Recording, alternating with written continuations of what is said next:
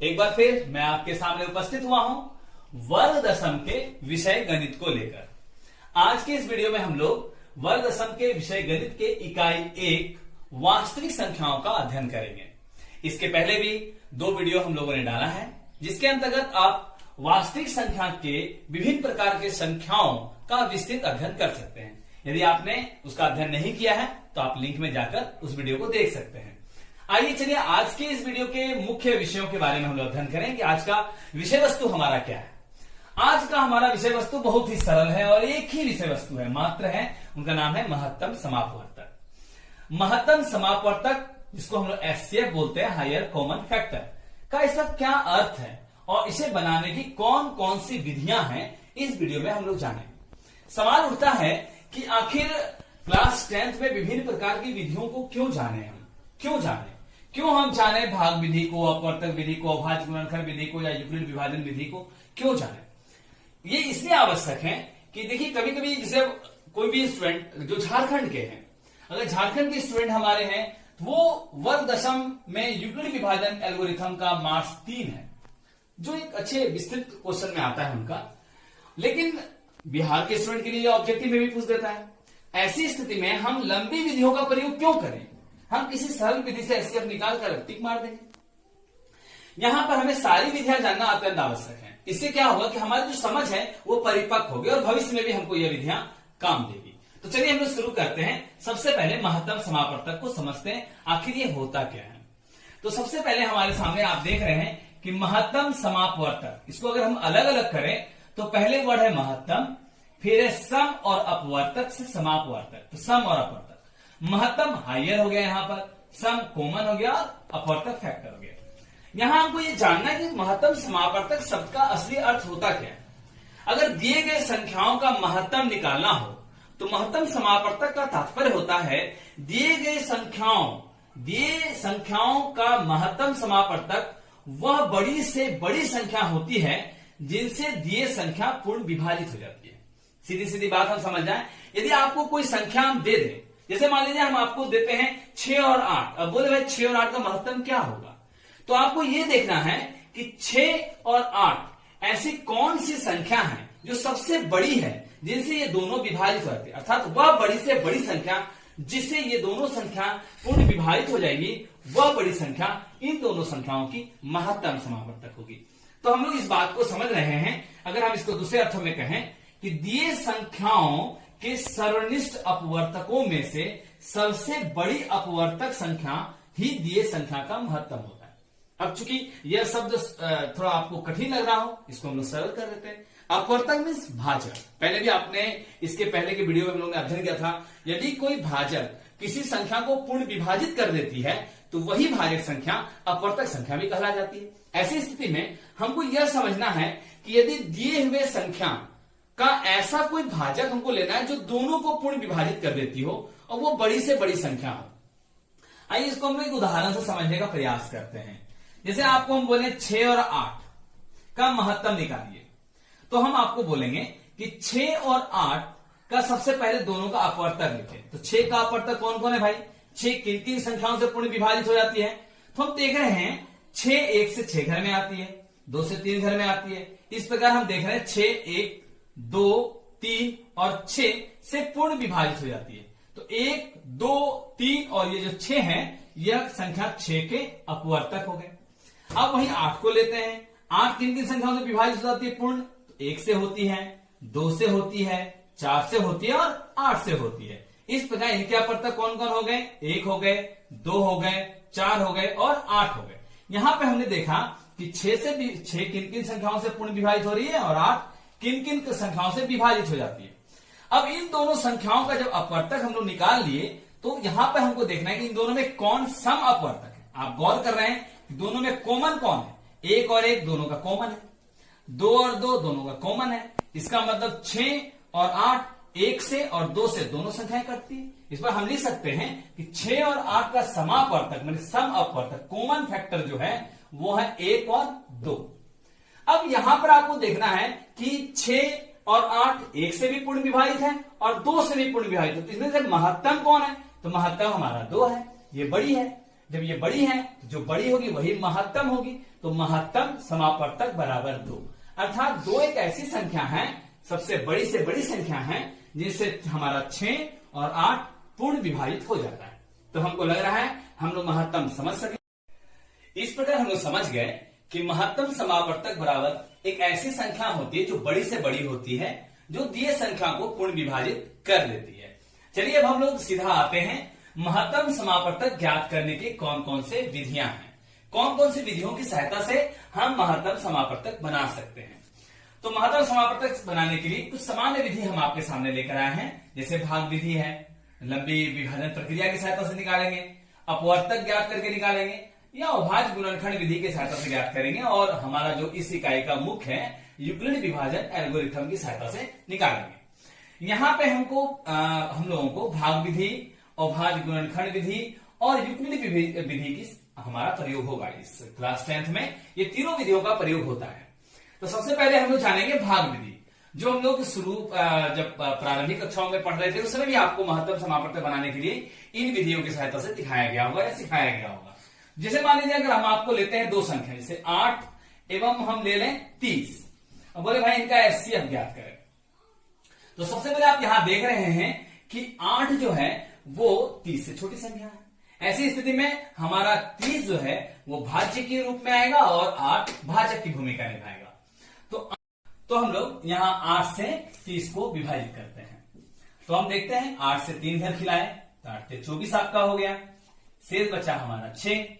यहां पे जो शेषफल है वो भाजक से छोटा हो गया, अब तो भाग की क्रिया रुक गई। यहां पर हम क्या करेंगे कि यह जो शेषफल है वो भाजक के रूप में बन जाएगा और जो भाजक है वो भाज्य बन करके आ जाएगा। तो चरण 1 पूर्ण हो गया, चरण 2 की क्रिया शुरू हो गई। तो 6 से खिलाते हैं भाई, 6 का 6। अब हमारे पास क्या बचता है शेष 2। फिर यहां आप देख रहे हैं कि जो शेषफल है वो भाजक से छोटा हो गया। ऐसी स्थिति में एक घर और बनेगा, एक काम और करते हैं, 6 को लाते हैं भाज्य के रूप में। तो 2 से 3 घर में हम देख रहे हैं आपका 6 आ जा रहा है। यहां पर क्या देख रहे हैं कि शेषफल कुछ नहीं बचा, 0 हो गया। जैसे ही शेषफल 0 हो जाए तो जिस भाजक ने ऐसा कर पाया, अर्थात जिसने पूर्ण विभाजित कर दिया, वो हमारा एचसीएफ हुआ। तो यह जो 2 है जिससे 6 पूर्ण विभाजित हो गया तीसरे चरण में, यह हमारा वास्तविक एचसीएफ हो गया। तो हम कह सकते हैं एचसीएफ कितना निकला भाई, तो ये जो 30,8, फिर आप देखें वो किसके बराबर था पिछले दूसरे चरण में, एचसीएफ हमारा है 8,6, वो किसके बराबर हुआ, तो एचसीएफ 6,2 के बराबर क्या आया 2। तो ये जो 2 है वो इसके और इसके तीनों के एचसीएफ हैं, अर्थात यह 2 एक ऐसी बड़ी संख्या है जिससे 8 और 30 दोनों पूर्ण विभाजित हो जाती है। इस प्रकार हम लोग भाग विधि से समान रूप से महत्तम निकालना सीखे। इसमें जो प्रत्येक चरण आप देख रहे हैं, ये प्रत्येक चरण जो आप देख पा रहे हैं, यह प्रत्येक चरण यूक्लिड विभाजन एल्गोरिथम में हमारा प्रयोग होगा, क्योंकि प्रत्येक एक चरण यूक्लिड विभाजन प्रमेयिका को दर्शाता है। क्योंकि यह भाज्य है, यह भाजक है, यह भागफल है, यह शेषफल है। इस प्रकार हम देख रहे हैं इस विधि का प्रयोग हमको इस जगह पर पड़ेगा। अगर हम इसे नहीं समझेंगे तो हमको यहाँ पर प्रॉब्लम होगा। चलिए इसी प्रकार एक उदाहरण और ले लेते हैं। यदि आपको हम दे दें कि चलिए हम आप एक एचसीएफ निकालें 25 और 35 समान रूप से लेते हैं, बहुत हल्का है। आप क्या करेंगे भाई, देखेंगे कि भाई 35 जो है वो 25 से बड़ी है। ऐसी स्थिति में ये हमारा भाज्य हो गया, ये हमारा भाजक हो गया। हम विभाजन की क्रिया शुरू करते हैं, 25 से 35 को खिलाएंगे तो देखते हैं 25 से का 25, हमारे पास क्या शेष बचा 10। अब ये जो शेषफल है वो भाजक से कम है। ऐसी स्थिति में घर और बनेगा और ये जो भाजक था अब वो भाज्य के रूप में आ जाएगा। फिर 10 दूनी 20, हमारे पास शेष बचता है 5। अब आप देख रहे हैं कि यहां जो शेषफल है वो इस भाजक से कम है। इसका मतलब एक चरण और होगा, 10 को यहां लाते हैं, 5 से 2 घर में 10 आता है, यहां क्रिया पूर्ण होती है, शेषफल 0 बचता है। यहां r बराबर 0 हो गया।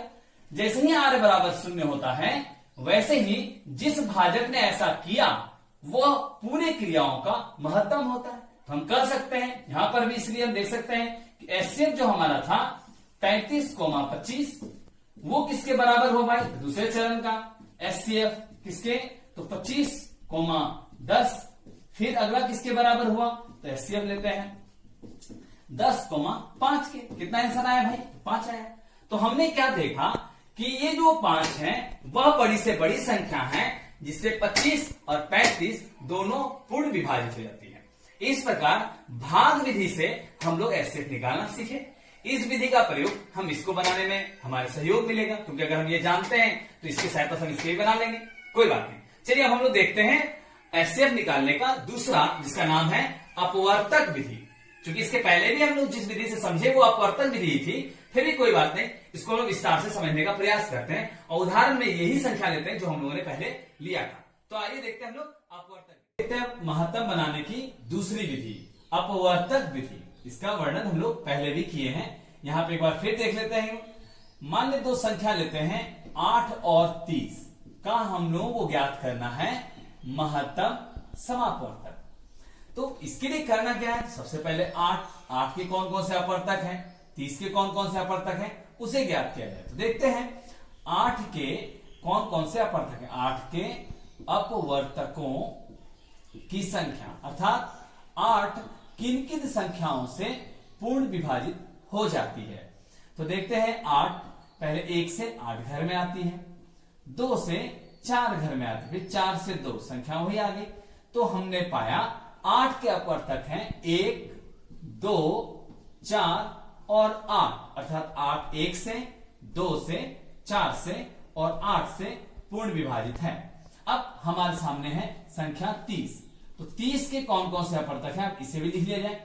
30 के अपवर्तकों की संख्या, तो 30 के कौन कौन अपवर्तक हैं, अर्थात 30 किन किन संख्याओं से पूर्ण विभाजित है। 1 से कितने घर में 30 आएगा, 30 घर में। 2 से लिया जाए 2 से 15 घर में। 3 से लिया जाए तो 3 से 10 घर में। 4 से नहीं, 5 से 6 घर में, फिर 6 से 5 संख्या वही आ गई। तो हमने पाया 30 के अपवर्तक हैं 1, 2, 3, 5, 6, 10, 15 और 30। इसे यहां लिख लेते हैं 1, 2, 3, 5, 6, 10, 15 और 30। जब दिए गए संख्याओं के अपवर्तकों को हम लिख लेते हैं तो महत्तम ज्ञात करने के लिए सबसे पहले आपको इन दोनों संख्याओं में यह देखना है कि दोनों के अपवर्तक में कौन कौन से अपवर्तक उनके जो सम है अर्थात कॉमन है। तो देखते हैं 1 और 1 दोनों के कॉमन है, 2 दोनों में कॉमन है, 4 यहां है, यहां नहीं है, 8 यहां है, यहां नहीं है। इसका मतलब हुआ कि हमने पाया चूंकि 8 एवं 30 के सम अर्थात समापवर्तक जो हैं, समापवर्तक कौन कौन हो गए, 1 और 2। हमें निकालना है महत्तम समापवर्तक। तो महत्तम मतलब हाइयर, इनमें से दोनों में कौन सा हाइयर है, तो हम देख रहे हैं 1 से बड़ी 2 है। इसका मतलब सीधा सीधा हमने समझा कि यदि एचसीएफ निकाला जाए महत्तम समापवर्तक 30 और 8 का, तो इन दोनों समापवर्तकों में जो बड़ी होगी वही वास्तव में दिए संख्या की महत्तम संख्या होगी। इसका मतलब हम जान गए कि 30 और 8 के महत्तम समापवर्तक 2 हैं, अर्थात 2 एक ऐसी संख्या है जिससे 30 और 8 दोनों विभाजित हो जाती है और यह बड़ी से बड़ी संख्या है। इस प्रकार हम लोग अपवर्तक विधि से महत्तम बनाना सीखे। तो आज हम लोग इस वीडियो में 2 विधियों से महत्तम बनाना सीखे, एक भाग विधि से सीखे और दूसरा अपवर्तक विधि से सीखे। अगले वीडियो में हम लोग अभाज्य गुणनखंड विधि और हमारा जो विषय है यूक्लिड विभाजन एल्गोरिथम की सहायता से महत्तम बनाना सीखेंगे।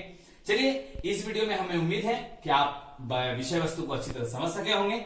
अगले वीडियो में हम लोग उसके बारे में पढ़ेंगे विस्तार पूर्वक। चलिए, आज का वीडियो यहीं तक रखते हैं। आप सबों को बहुत बहुत धन्यवाद।